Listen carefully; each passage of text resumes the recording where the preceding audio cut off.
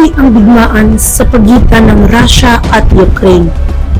Umiinit ang tensyon sa pagitan ng Israel at Gaza, habang ang China, Taiwan at iba pang bansa ay tila nasa bingit ng alitan. Dumarami ang kanilang mga sundalo, gumagamit ng mga makabagong armas, at lumilika pa ng mga bombang atomika na kayang pumatay ng milyon. Isa itong matinding babala sa buong mundo na sa isang saglit ng tensyon, maaaring sumiklab ang isang pangdaigdigang digmaan. Balikan natin ang kasaysayan. Ang unang digmaang pandaigdig o World War I ay isa sa pinakamalalaking digmaan sa buong daigdig.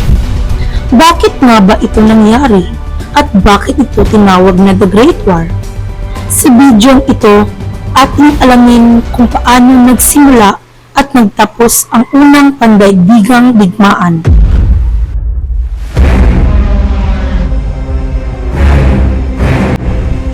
Isang marahas at malawak na digmaan ang naganap sa Europa noong July 28, 1914.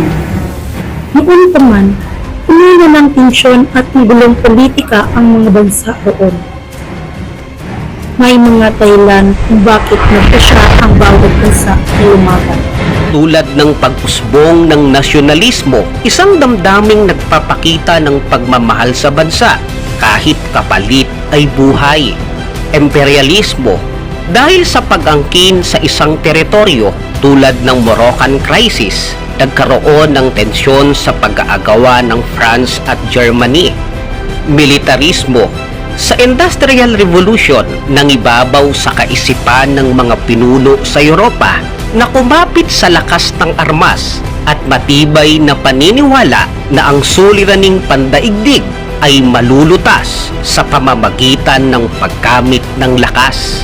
Pagbuo ng mga alyansa. Dahil sa komplikadong pangyayari, nagkampi-kampi ang mga magkakaalyansang bansa, kaya lalong nagpagulo ng balansing lakas sa Europa. Nabuo ang Triple Alliance na binubuo ng Germany, Austria, Hungary at Italy, at ang Triple Entente na binubuo ng Great Britain, France at Russia. Ito ay mga sanhi ng pagsiklab ng unang digmaang pandaigdig.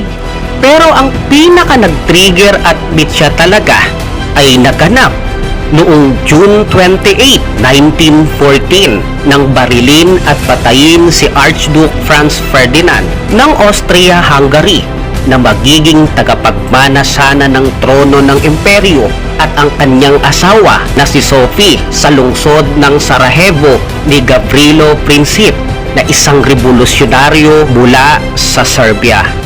Nagalit ang Austria-Hungary dahil napatay ng taga-Serbia ang kanilang tagapagmana sa trono. Kaya nagbigay ang Austria-Hungary sa Serbia ng ultimatum.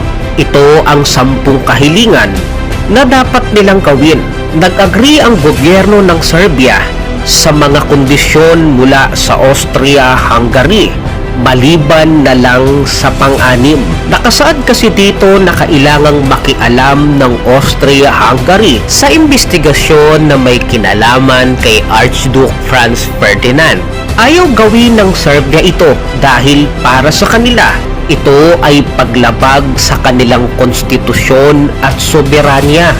Kaya dahil dito, itinuring ng Austria-Hungary na direktang paglabag ito ng Serbia sa ultimatum. Pero ang totoo, pagsisikap lamang ito upang pukawin talaga sila sa matinding digmaan.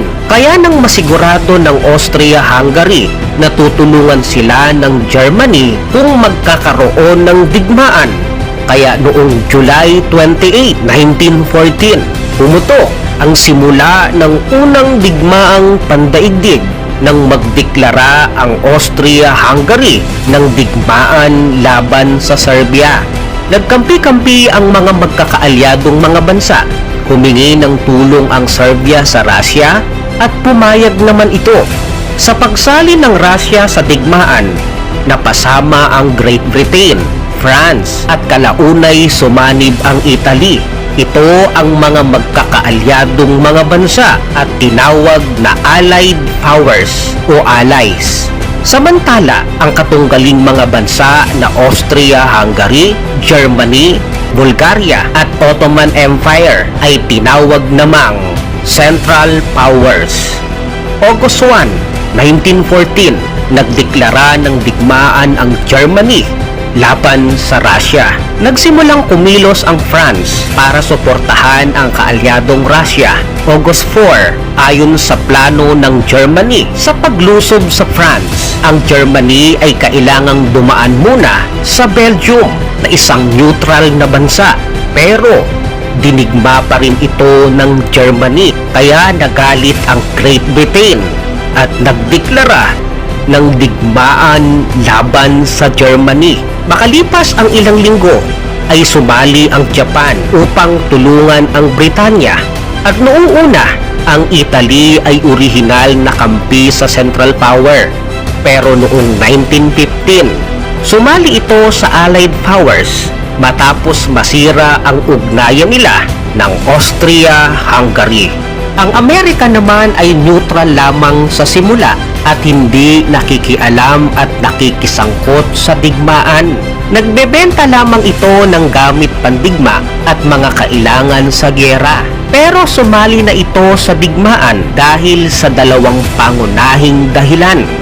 Una, ang pagpapatupad ng Germany ng unrestricted submarine warfare na lahat ng sasakyang pandagat ay pasasabugin malapit sa Britanya. Nakasama sa inatake at pinasabog ng mga U-boat ng mga German ang barkong Lusitania ng Amerika, kung saan maraming namatay na mga opisyal at sibilyang Amerikano.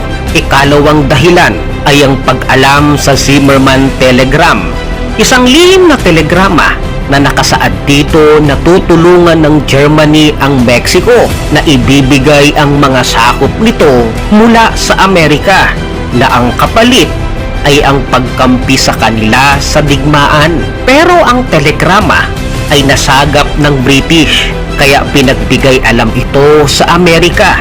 Kaya noong April 1917, ang Amerika ay opisyal na sumali sa digmaan laban sa Germany ayon sa utos ni dating US President Woodrow Wilson.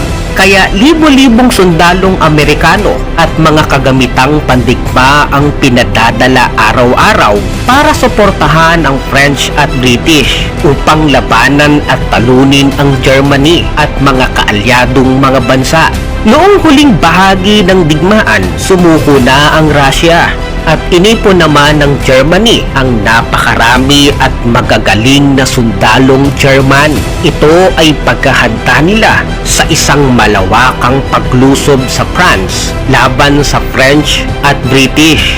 Pero sa huli, dahil sa pinagsamang lakas ng British, French at napakalaking suporta mula sa Amerika, nahirapan at natalo ang Germany sa digmaang ito.